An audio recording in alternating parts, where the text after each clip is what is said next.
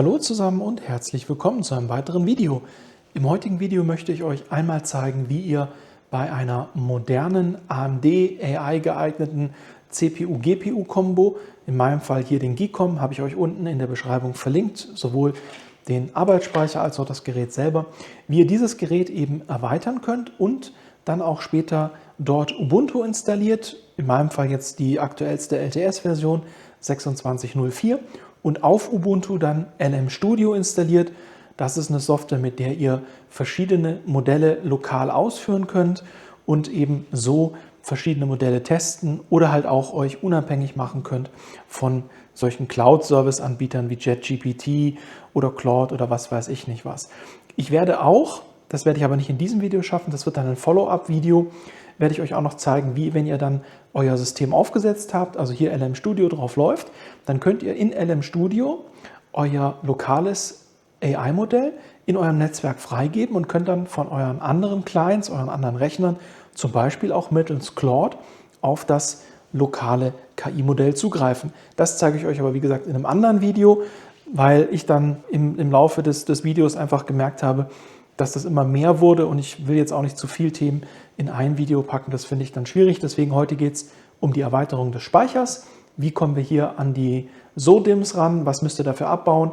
Worauf müsst ihr achten? Und wenn wir das gemacht haben, dann eben Installation von Ubuntu und die Konfiguration von LM Studio.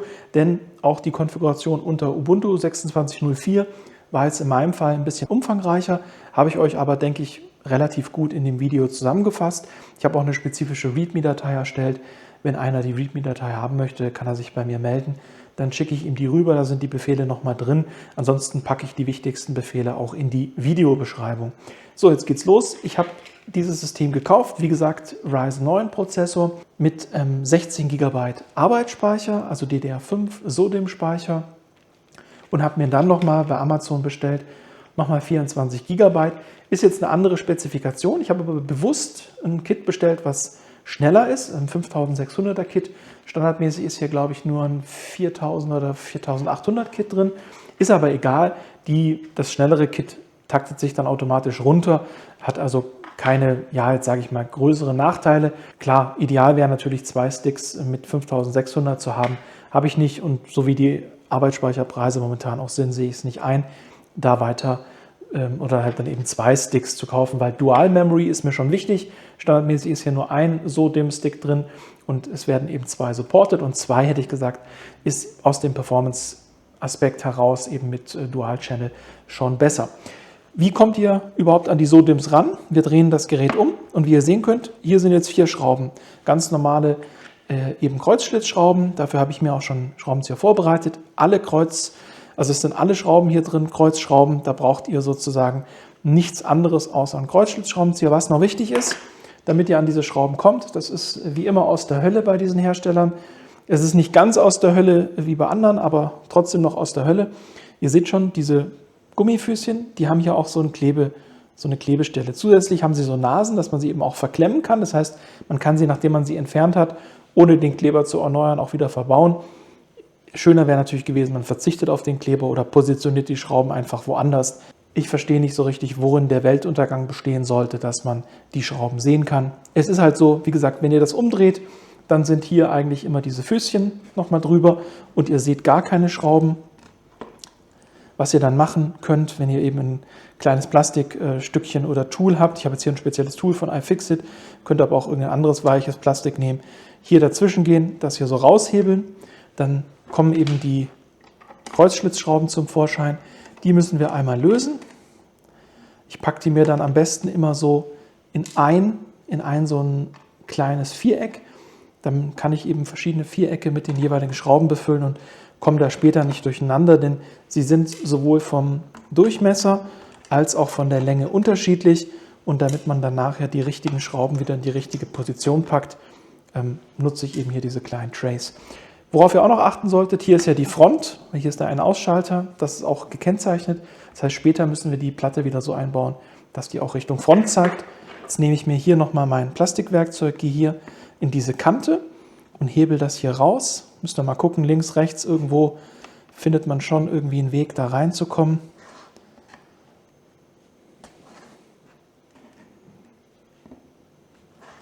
Vorführeffekt beim ersten Mal hat super funktioniert. Jetzt will er nicht. Hier komme ich rein. Dann müssen wir drunter hebeln und das raus. So, jetzt haben wir das da angehoben und kriegen das jetzt hier nach oben weg. Das ist wie gesagt nur eine Plastikkappe. Darunter kommen jetzt die beiden WLAN-Antennen zum Vorschein. Da habe ich die Erfahrung gemacht, das Einfachste ist es, diese 4 Schrauben zu lösen. Dann könnt ihr die Antennen zur Seite legen. Ansonsten, wenn ihr direkt die 4 Schrauben von dieser Metallplatte löst, ist da sehr viel Spannung auf dem Kabel. Und bei mir ist dann passiert, dass die Kabel unten aus dem Antennenanschluss rausgeploppt sind. Das sind ja diese kleinen, fiesen Anschlüsse, die man kaum wieder reingefummelt bekommt. Deswegen würde ich euch empfehlen, einfach direkt diese 4 Schrauben hier zu lösen. Jeweils 2. Ich packe sie wieder in einen extra Tray.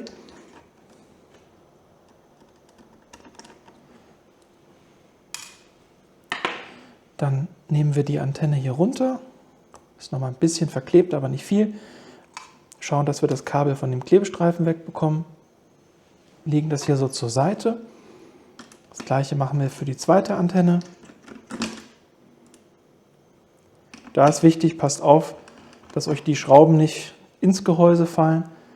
Sonst habt ihr da vielleicht Schwierigkeiten, die wieder rauszufischen. Jetzt nehme ich mir hier diese Klebestreifen, da gehe ich auch mit dem Plastiktool drunter und löse das so ein bisschen an. Das ist nämlich total ekliges Klebeband, was auch gerne an sich selbst klebt und nicht an den Bauteilen. Und biege das einfach so ein bisschen hoch, sodass das Kabel frei ist. Dann nehme ich auch die zweite Antenne, ist wie gesagt auch ein bisschen verklebt. Muss da halt vorsichtig hin und her wackeln. Lege die hier auch zur Seite. Und jetzt haben wir noch 4 Schrauben und dann haben wir es auch gleich geschafft. Wie gesagt, wenn ihr die Antennen nicht löst, haben sich bei mir die Anschlusskabel gelöst. Dann müsst ihr die SSD ausbauen. Unter der SSD dann so eine Plastikkappe vom WLAN-Modul abnehmen und die Antennen wieder anstöpseln. Ist nervig, deswegen würde ich es jetzt genau so empfehlen, wie ich das gerade mache. Und da ich weiß, dass das die letzten 4 Schrauben sind, lege ich es jetzt einfach hier nebendran, anstatt in so einem Tray. Dann nehmen wir uns diese Metallblende, müssen wir gucken, dass wir die irgendwo zu greifen bekommen, heben die so leicht an, passen halt auf mit den Kabeln, dass wir da nichts abreißen, nehmen die raus, merken uns auch, hier ist wieder eine Frontmarkierung, dass wir das wieder nach vorne einbauen und haben jetzt hier dann direkt Blick eben auf unsere M2 SSD, die wir bei Bedarf erweitern oder erneuern könnten und eben unsere beiden SODIMM DDR5 Slots. Der erste war wie gesagt schon verbaut mit 16 GB und da habe ich jetzt eben den entsprechenden 24 GB Stick nachgerüstet, sodass wir eben insgesamt auf 40 GB Arbeitsspeicher kommen. Hier kommt ihr ran. Vom Einbau und Ausbau haben wir hier so 2 Nasen, die müssen wir leicht nach außen drücken. Dann ploppt der SODIMM-Stick nach oben. Wir führen den SODIMM-Stick wieder ein. Also so ist der Initialzustand, dass nur einer drin ist. Das ist mein nachgerüsteter Stick. Den legen wir hier ein und dann, wenn der schön satt sitzt, dann drücken wir den an beiden Enden einfach hier in diese Verriegelung rein. Also wir haben ja hier auf der Seite und auf der Seite diese Metallverriegelung. Da müssen wir den dann vorsichtig reindrücken. Dann ist das eingeschnappt und fertig. So könnt ihr das sozusagen erweitern, um eben entsprechend da entweder beide Slots zu tauschen oder halt nur einen Slot nachzurüsten. Wie gesagt, wenn ihr einen langsameren Stick drin habt und ihr kauft einen schnelleren Stick nach, dann fallen beide Sticks auf die verständlicherweise langsamere Geschwindigkeit zurück. So, das war das ganze Klimborium. Ich baue das jetzt wieder zusammen und dann hätte ich gesagt, schauen wir einmal kurz in den Abschnitt, wo ich Ubuntu installiere. Ubuntu-Installation relativ simpel. Ihr ladet euch die ISO-Datei und je nachdem, welches Betriebssystem, bei Windows nutzt ihr Rufus, um aus dem ISO-Image entsprechendes bootfähiges USB-Medium zu machen. Unter Mac oder Linux gibt es eben auch spezielle Tools, um das zu machen. Das zeige ich euch aber nicht. Wie gesagt, sonst würde das wieder den Kontext sprengen. Ich gehe jetzt mal davon aus, ihr wisst, wie ihr so einen bootfähigen Stick hinbekommt. Letztendlich ist es auch egal, welches Betriebssystem ihr verwendet. Die Speicherkonfiguration, die ich im Video jetzt später zeige, ist explizit für Ubuntu 26.04. Wenn ihr das dann LM Studio unter Windows nutzt oder so, könnte es sein, dass ihr andere Konfigurationsparameter nutzen müsst. Und deswegen würde ich euch empfehlen, wenn ihr das zu Hause mal nachstellen wollt, dann solltet ihr auch Ubuntu 26.04 LTS verwenden, sonst könnt ihr mit den später gezeigten Konfigurationen nicht wirklich was anfangen. Wie gesagt, ich schraube das jetzt zusammen, dann gucken wir kurz auf die Installation von Ubuntu, nur ein ganz kleiner Blick, und dann geht es eigentlich an die Konfiguration und das Setup des Systems und LM Studio. So, wie gesagt, jetzt ein kurzer Einblick auf den Installationsschritt. Habe ich damals eben mitgeschnitten. Auf dem GEECOM war ja, wie gesagt, ich habe es am Anfang schon mal erwähnt, Windows 11 vorinstalliert. Da habe ich auf gar keinen Fall Lust drauf. Das war das Erste, was ich sozusagen, wo ich mir sicher war, das will ich nicht weiter betreiben. Also RAM-Upgrade und dann eben ein vernünftiges Betriebssystem drauf. Vernünftiges Betriebssystem bedeutet heute einfach für mich nicht mehr Windows. Und ja, jetzt lasse ich das Ganze mal weiter installieren und dann schauen wir uns an, wenn die Installation abgeschlossen ist, was die nächsten Schritte sind, um das LM Studio entsprechend einzurichten. So, Ubuntu ist jetzt installiert. Wie gesagt, Version 26.04. Ich habe jetzt hier auf der linken Seite mal den Ressourcenmonitor geöffnet. Den findet ihr hier unten über euer Hauptmenü und dann entsprechend hier Ressourcen. Dann geht, wie gesagt, der Ressourcenmonitor auf. Wir sehen jetzt hier den Prozessor, unseren Ryzen 9 749HS mit den entsprechenden logischen Prozessoren. Wir sehen den Arbeitsspeicher, 40 GB sind installiert, 36 GB können wir davon entsprechend direkt verwenden und verwalten. Dann sehen wir die GPU, die NPU, unsere NVMe SSD, die beiden Ethernet-Verbindungen und die WLAN-Verbindung, über die ich aktuell arbeite. Und wie gesagt, das jetzt nur als kleine Info am Rand. Das nächste, wenn wir dann die Büchse, also den GEECOM jetzt hier als lokales AI-Rechenzentrum nutzen wollen, brauchen wir natürlich noch irgendein Tool, um eben verschiedene Modelle auswählen zu können und starten zu können. Ich bin da ein großer Fan von LM Studio. Das gibt's, verlinke ich euch unten in der Beschreibung, könnt ihr euch eben für Windows, für Mac oder für Linux entsprechend runterladen. Ich habe mir jetzt bei Linux für das App-Image entschieden. Bedeutet, da müsst ihr nichts installieren, sondern ihr könnt das einfach ausführen.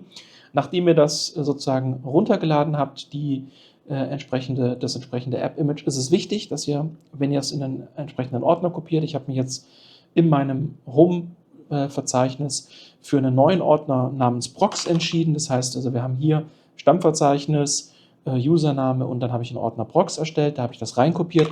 Dann schauen wir uns einmal mit ls-la entsprechend die Dateien in dem Ordner an und auch die Attribute. Wir sehen hier unser App-Image mit dem LM Studio und was wir auch sehen, das ist wichtig, das müsst ihr prüfen vor dem ersten Start. Meistens ist das Executable Flag, also das X-Flag, noch nicht gesetzt. So war es auch in meinem Fall. Das heißt, das Erste, was ihr machen müsst, nachdem ihr die Datei auf euer System kopiert oder runtergeladen habt, ist eben das Executable Flag, also das -X-Flag setzen. Geht super easy. Ihr tippt einfach chmod für Change Mod. Sagt dann, wir wollen das Recht Ausführungen hinzufügen, also +X für Executable. Dann fangt ihr an, den Dateinamen zu tippen. In dem Fall ist es super einfach, weil wir nur eine Datei drin haben. Das heißt, wir schreiben LM oder nur L, drücken die Tab-Taste und er vervollständigt den Dateinamen, drücken dann Enter und dann ist das entsprechende Ausführungsattribut gesetzt. Das war jetzt hier natürlich überflüssig, weil, wie gesagt, das Attribut schon da war. Aber damit ihr es nachverfolgen könnt, das ist eben der entsprechend wichtige Befehl. Ich habe den auch nochmal in die Beschreibung gepackt. Dann müsst ihr das sozusagen nicht irgendwie abtippen oder sonst irgendwas, wobei der natürlich auch kurz ist. Jetzt haben wir also unser App-Image, wir haben also unser Programm, sage ich mal, unser LM Studio vorbereitet und das nächste, was wir machen müssen, ist LM Studio starten. Wenn wir jetzt LM Studio einfach out of the box starten, können wir hierher gehen, wir sagen, wir führen das aus. Ausführen bedeutet immer // in Linux, geben wieder den Dateinamen an und drücken Enter und wir sehen eine Fehlermeldung. Jetzt haben wir hier irgendein Problem, standardmäßig werden eben diese App-Images in einem Sandbox-Modus gestartet. Da haben wir jetzt Probleme, dass da die Berechtigungen nicht stimmen. Bedeutet, wir müssten jetzt eigentlich das App-Image extrahieren, die entsprechenden Dateiberechtigungen ändern. Kann man machen. Wie gesagt, für mich ist das jetzt hier eine reine Spiel- und Ausprobierbüchse für KI-Modelle. Das heißt, ich starte das einfach ohne Sandbox, bedeutet gleicher Befehl und wir geben dann den Parameter NoSandbox an. Ich drücke jetzt nicht Enter, weil das habe ich hier in dem anderen Terminal-Fenster entsprechend schon gemacht. Das heißt, die Anwendung läuft schon. Den Befehl paste ich euch auch nochmal in die entsprechende Beschreibung rein unter dem Video. Damit könnt ihr dann eben, wie gesagt, das App-Image ohne Sandbox starten. Würde ich nicht empfehlen, wenn ihr das auf einem Rechner macht, wo ihr mehr tut als nur KI-Modelle austesten. Hier ist es so, nach der Ubuntu-Installation und dem Einrichten von den Tools, die ich so brauche und den Paketen, die ich nachinstalliert habe, habe ich mir von der gesamten Installation ein Image gezogen, also eine Datei, die sozusagen das gesamte System abbildet. Bedeutet, ich kann jederzeit, wenn irgendwas schief geht, diesen Zustand wieder herbeiführen und einfach direkt weiterarbeiten. Deswegen ist mir das eigentlich komplett egal, ob das jetzt mit Sandbox oder ohne Sandbox läuft. Für mich ist das einfach nur eine Spielwiese, die ich jederzeit auch wieder wegwerfen kann. Das aber, wie gesagt, nur am Rande erwähnt. Wenn ihr das auf einem Rechner macht, wo ihr auch andere Dinge nutzt, dann würde ich euch empfehlen, dass ihr das Ganze eben extrahiert und weiterhin mit der Sandbox ausführt und dann eben die Dateiberechtigungen entsprechend anpasst, sodass eben der Sandbox-Modus auch funktioniert. Da gehe ich jetzt in dem Video nicht näher drauf ein, das würde dann den Rahmen sprengen. Wie gesagt, wir gehen jetzt davon aus, wir starten das Ganze mal ohne Sandbox. Dann schauen wir uns die Anwendung an, LM Studio, und hier auf der linken Seite haben wir die Möglichkeit, die verschiedenen Modelle uns anzeigen zu lassen, die es gibt. Ich sortiere hier immer nach der letzten Aktualisierung, das heißt, dass ich die Modelle, die am neuesten sind, immer hier oben sehe. Dann könnt ihr aus der Liste euch ein Modell eurer Wahl herauspicken zum Testen. Ihr seht hier oben immer, was sind die Fähigkeiten des Modells, also Verarbeitung von Bildern, Tool-Usage oder eben auch Reasoning. Je nach Modell kann das entsprechend anders sein. Wir haben hier auch Modelle, die eigentlich andere Features unterstützen. Wahrscheinlich sind die neuen Modelle, da haben wir eins. Ne? Das ist ein bisschen eingeschränkter, da haben wir jetzt nur Tool-Unterstützung. Das heißt, kommt einfach drauf an, was ihr machen wollt. Müsst ihr halt mal schauen, hier oben bei den Capabilities und dann eben nochmal bei der Detailbeschreibung, was das Modell kann. Sucht euch da eins aus und geht dann auf Download. Wichtig noch, wenn ihr maximale Performance wollt, solltet ihr darauf achten, dass ihr Modelle verwendet, die eben komplett in eure GPU passen. Da wir jetzt hier ja die Kombination haben, dass das System auch auf den Arbeitsspeicher zugreifen kann, könnt ihr natürlich auch größere Modelle laden. Die Performance ist halt ein bisschen schlechter. Dann, wie gesagt, startet ihr den Download. Das dauert eine Weile, bis runtergeladen ist. Den Download könnt ihr hier oben rechts verfolgen und danach verfolgen. Da seht ihr den Zustand. Ich muss jetzt gleich mal auf eine andere Verbindung wechseln, aus irgendeinem Grund. Entweder ist gerade der Server überlastet, von dem ich das runterlade, was ich eher glaube, weil der Transfer in meinem Netzwerk super schnell funktioniert, oder ich habe gerade ein Problem mit der Internetverbindung, ich weiß es nicht.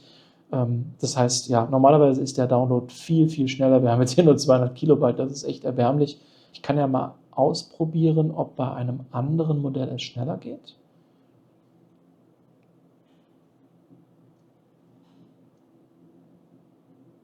Ja, da haben wir tatsächlich mehr Geschwindigkeit, jetzt auch nicht überragend mehr, aber doch deutlich mehr. Wahrscheinlich sind einfach gerade die Server ein bisschen ausgelastet, weil internetverbindungstechnisch dürfte das auch nicht so lange dauern.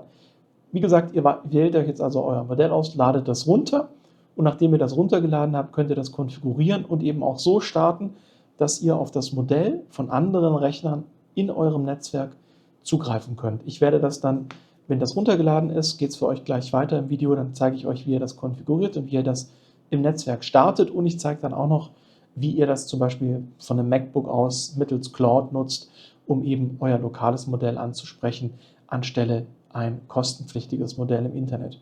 Jetzt warte ich hier einmal, bis der Download abgeschlossen ist und dann geht es weiter. So, jetzt noch ein kurzer Nachtrag. Wie ihr sehen könnt, der Download für Qwen läuft jetzt mit über 20 Megabyte. Jetzt haben wir auch die richtige Geschwindigkeit. Das Problem ist scheinbar bekannt, hatte ich mich mal schlau gemacht.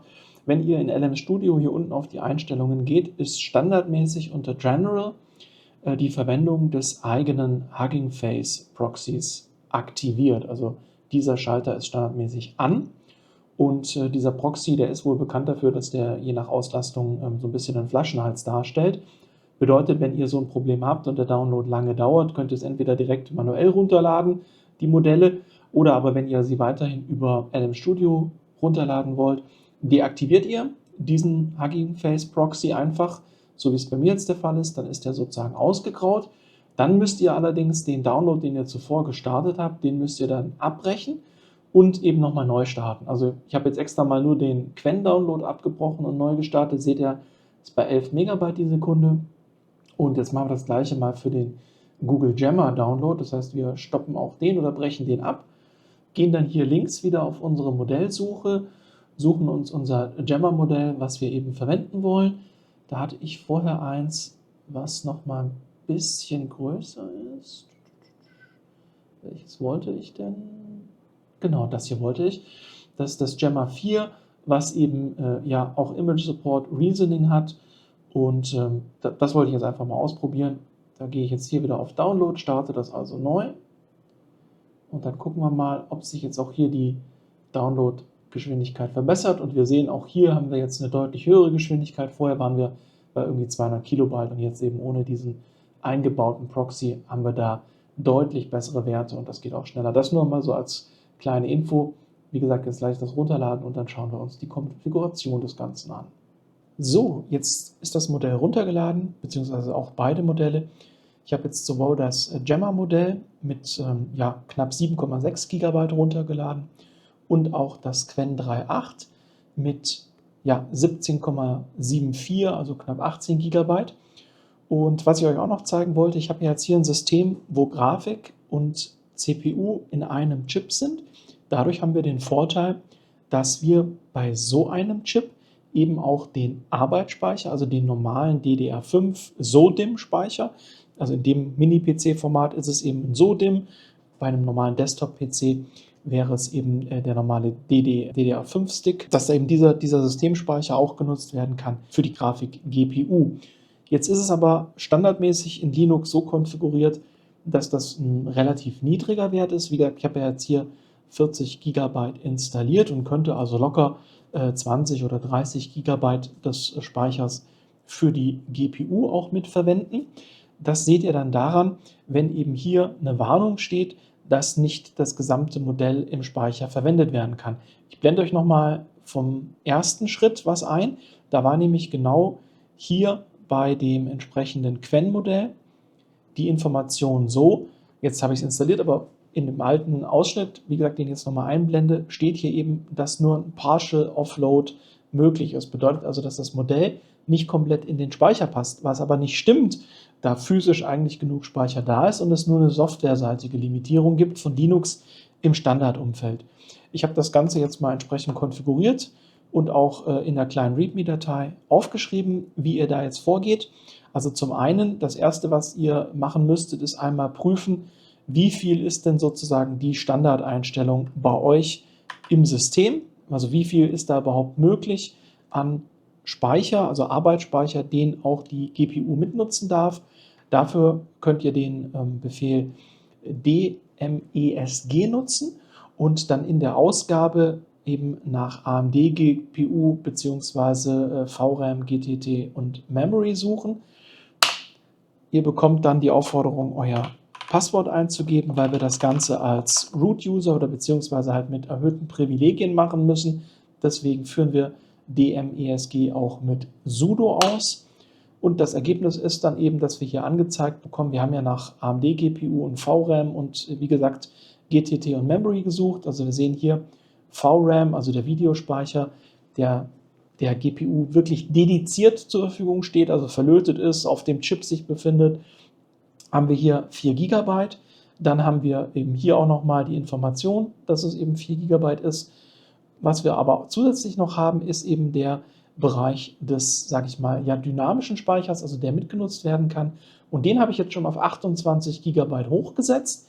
Vorher war der initial bei 16, weshalb auch eben am Anfang Qwen, das große Modell mit den 17, irgendwas Gigabyte, knapp 18 GB, nicht in die vorherige Grenze mit 16 GB reingepasst hätte.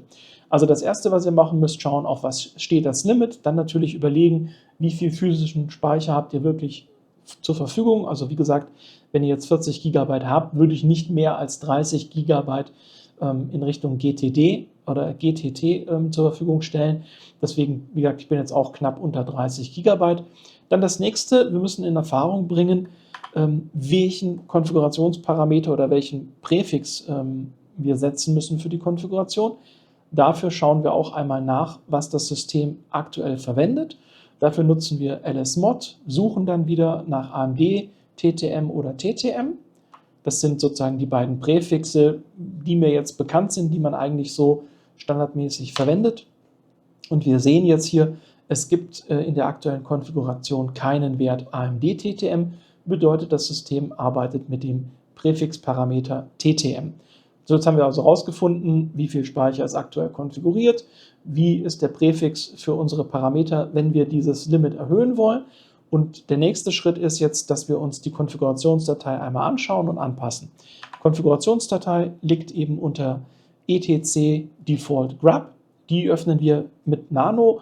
Auch hier ist wieder wichtig, weil es eine Systemdatei ist, dass wir das eben mittels sudo machen. Und dann suchen wir die Zeile. Ich habe die alte initiale Zeile, das ist diese hier. Die habe ich mal auskommentiert, das war der Initialzustand. Und das hatte dann eben dazu geführt, dass maximal 16 GB zur Verfügung stehen für die GPU vom Systemspeicher. Das habe ich jetzt angepasst. Ich habe die Zeile erweitert. Die Standardparameter sind geblieben. Habe aber jetzt eben mit dem TTM-Präfix, wir haben ja herausgefunden, in meinem System muss ich eben das Präfix TTM nutzen und habe dann den Parameter PagesLimit auf 28 GB erhöht und PagePoolSize auch auf 28 GB und DMA32 PagesLimit ebenfalls, wie gesagt, auf 28 GB. Falls ihr euch jetzt fragt, ja, wieso steht denn da 7340032? Das passt doch irgendwie gar nicht zu 28 GB. Liegt daran, da gibt es einen Umrechnungsfaktor, also den Gigabyte-Wert mal 262144 ergibt dann eben diesen TTM-Wert oder den Wert, der hier steht. Das sind, wie gesagt, die 3 Parameter, die ich hier entsprechend nochmal gesetzt habe, dass da auf jeden Fall das System eben sich bis zu 28 GB schnabulieren kann für die GPU. Und nachdem ihr das gemacht habt, fehlt noch ein weiteres Kommando, und zwar Linux ist ja File-basiert und nicht wie Windows mit der Registry. Das heißt, wir konfigurieren sowas immer in Dateien. Kann man gut oder schlecht finden. Wie gesagt, ja, ist halt unterschiedlich. Ich bin jetzt eigentlich nicht so der Mega-Freund von diesen vielen Textdateien, aber so ist es eben im System. Jetzt haben wir die Datei eben geändert und da läuft jetzt nicht ständig irgendein Watchdog oder irgendwas, der prüft, hat sich da was geändert, muss ich das aktualisieren. Das könnte ja auch zu einem Problem führen, wenn ihr gerade mitten in der Bearbeitung der Datei seid. Deswegen müsst ihr eben, wenn ihr die Änderung gemacht habt an der Datei, wie gesagt, ihr speichert das dann mit Nano ab und dann geht er her und führt eben das Update der Systemkonfiguration aus. Dafür verwenden wir diesen Befehl. Der Befehl sorgt dafür, dass diese Konfigurationsdatei, die wir gerade angepasst haben, eben nochmal neu eingelesen wird und die neuen Werte herangezogen werden. Danach macht ihr einen Systemrestart und dann sollten euch eben diese 28 GB zur Verfügung stehen, so wie das bei mir jetzt auch ist, was dann bedeutet, dass ihr jetzt so ein Modell wie zum Beispiel Qwen komplett in den Speicher bekommt. Das können wir jetzt auch einmal schön nachtesten, indem ich den Ressourcenmonitor öffne. Den schieben wir jetzt mal hier rüber, packen mal LM Studio nebendran. Jetzt haben wir hier auf der linken Seite den Ressourcenmonitor. Wir sehen auch hier die Arbeitsspeicherauslastung, die ist noch relativ gering. Wir haben hier auch noch kein Modell geladen. Jetzt sind wir also an dem Schritt, wo wir das Modell laden. Hier unten haben wir uns ein Modell ausgesucht und hier können wir jetzt sozusagen in der Developer-Konsole ein Modell laden. Wir gehen also auf Load Model. Ich wähle jetzt mal bewusst das Qwen-Modell, weil das halt ein bisschen größer ist, ne? 16, irgendwas Gigabyte. Hätte vorher nicht perfekt in den Speicher gepasst. Jetzt müsste das gehen. Wähle das aus. Wir sehen schon, es lädt sehr, sehr zügig. Und wir sehen auch, oder sollten dann eigentlich gleich sehen, genau wie hier drüben eben der Verbrauch ansteigt. Sind jetzt hier schon bei 17 GB, 18. Und ihr seht auch, wir haben, dadurch, dass das System ja von Hause aus auch eine gewisse, ja, sage ich mal, Anspruch hat auf Arbeitsspeicher, also das Betriebssystem schluckt ja auch Arbeitsspeicher, die Anwendungen, die laufen, deswegen sollten wir auf keinen Fall ja, diesen TTM oder den GTT-Wert, also diese Parameter, die wir eben angepasst haben, sollten wir auf keinen Fall zu hoch wählen, weil wir sonst eben das Problem haben, dass uns irgendwann tatsächlich mal der Speicher ausgeht. In dem Fall, wie gesagt, wenn ich jetzt 40 GB zur Verfügung habe und davon ja, knapp unter 30 der GPU zur Verfügung stelle, haben wir ja immer noch einen Puffer von über 10 GB. Das sollte für den normalen Betrieb ausreichen, vor allem wenn man eben den Rechner dann hauptsächlich nur für AI- oder KI-Modelle verwendet. Jetzt, wie gesagt, haben wir das geladen. Ihr könntet jetzt auch direkt einsteigen und hier eben in die Konversation gehen mit dem Modell, indem wir jetzt hier nochmal das Qwen-Modell auswählen und einen neuen Chat starten. Na, hat er es nicht genommen? Doch, er hat es genommen. Currently loaded. Okay, genau. Also wie gesagt, hier bereitet ihr euer Modell vor. Ihr habt dann hier die Möglichkeiten, das Modell auch zu parametrisieren. Also wie viel Kontext erlaubt ihr? Gebt ihr dem ein paar, ja, sage ich mal, Vorgaben mit? Also sprich Systemprompts. Ihr könnt also hier dann auch sagen, du sollst immer denken, du wirst mit Namen XY angesprochen oder eben ein paar Sachen, die euch wichtig sind, dass ihr das einfach als System Prompt dem Modell schon mitgebt. Da habt ihr eben die Möglichkeit, hier alle möglichen Parameter anzupassen, eben auch die Kontextgröße und alles Mögliche. Ihr könnt sozusagen Reasoning, Verhalten definieren. Also würde es auch den Rahmen sprengen. Wie gesagt, ihr ladet das Modell und dann könnt ihr, wenn ihr das Modell hier ausgewählt habt, eben hier auch nochmal konfigurieren. Wenn ihr jetzt mit dem Modell interagieren wollt, entweder direkt in LM Studio, nutzt ihr hier oben die Chat-Funktion und legt einfach los. Stellt eine Frage, dann fängt er an zu rödeln. Ihr seht schon, er macht die Promptverarbeitung, geht auch relativ schnell. Jetzt fängt er an, eben zu überlegen, bereitet die Antwort vor. Und wir sehen hier drüben eben auch dann, wie gesagt, schön, wie sich das auf Arbeitsspeicher, auf die Last, auf die GPU und auf den Prozessor auswirkt. Ihr seht auch hier, dieser Gedankenprozess des Modells wird eben so ein bisschen visualisiert. Jetzt gehen tatsächlich auch die Lüfter an von dem Geekom Mini-PC. Er ist jetzt bereit dabei, die Antwort zu formulieren. Und wie ihr schon seht, es ist jetzt nicht super schnell. Ne? Also die werben ja damit, dass das spezifisch ist für lokale AI-Verwendung oder beziehungsweise lokale AI-Modelle. Allerdings ist das von der Performance nicht so umfangreich oder nicht so gut wie jetzt zum Beispiel eine moderne RTX 4000 Pro oder irgendwas. Problem ist halt, bei den dedizierten Nvidia-Karten habt ihr eben nicht die Möglichkeit, den Speicher so in Anführungszeichen kostengünstig zu erweitern, wie das hier der Fall ist. Nachteil ist, die Performance ist eben nicht so hervorragend.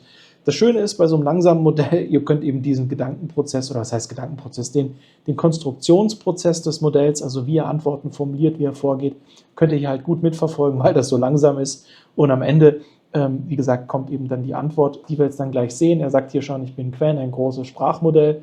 Er ist da also immer noch am Verfeinern seiner Antwort. Wenn er dann damit fertig ist, müsste er uns die gleich präsentieren. Kann jetzt eigentlich nicht mehr so lange dauern.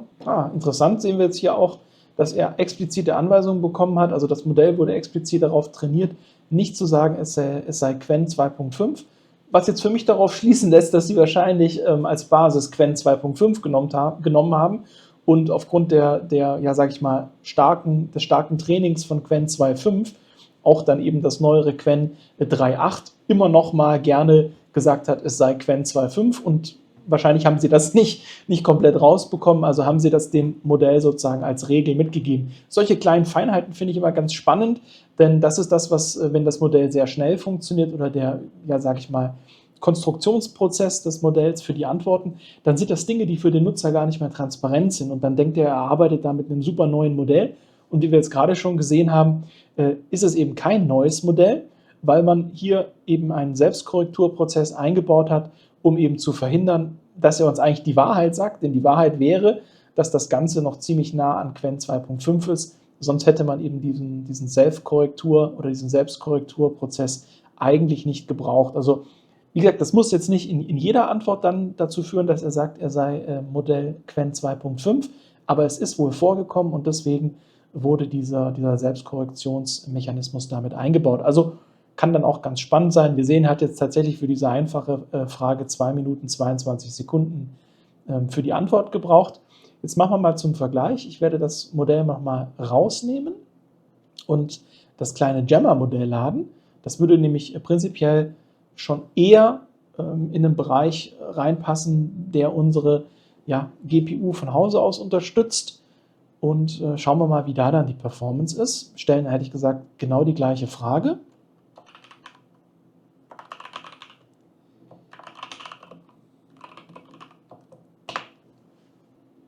Wir sehen, es sieht jetzt noch nicht so viel schneller aus vom Konstruktionsprozess. Interessant wird dann sein, weil Gemma ja allgemein ein kleineres Modell ist und eigentlich auch ein bisschen schneller, so waren zumindest meine Erfahrungen. Bin ich mal gespannt, ob der dann schneller ist in seinen Antworten als Qwen. Wie gesagt, wir hatten jetzt 2 Minuten 22. Mal schauen, wie lange hier Gemma braucht für die Antwort. Ja, das deckt sich mit meinen Erfahrungen. Kleinere Modell ist deutlich schneller. Wir haben hier also sozusagen mehr dedizierten Speicher, der dem Modell zur Verfügung steht und Ich meine, DDR5-Speicher ist einfach deutlich langsamer als HBM-Speicher, der fest verlötet auf großen GPUs wie von Nvidia vorhanden ist. Und wir haben zwar jetzt die Möglichkeit, diesen günstigeren Speicher, wobei die ja auch extrem teuer geworden sind mittlerweile, die DDR5-Module, aber zumindest haben wir die Möglichkeit, es zu erweitern, haben aber natürlich in Sachen Geschwindigkeit nicht die volle Performance wie jetzt bei HBM-Speicher, der eben direkt auf so einer Nvidia-Grafikkarte um den Chip herum verlötet ist und nochmal viel höhere Speicherübertragungsraten und Geschwindigkeiten und Taktraten unterstützt. Aber wir sehen, die Wahl des Modells kann einen erheblichen Unterschied machen in Bezug auf die Antwortzeit. Wie gesagt, war nur ein ganz banales Beispiel, aber je nachdem, wie komplex euer Prompt wird, skaliert das natürlich eben entsprechend mit und dauert dann umso länger.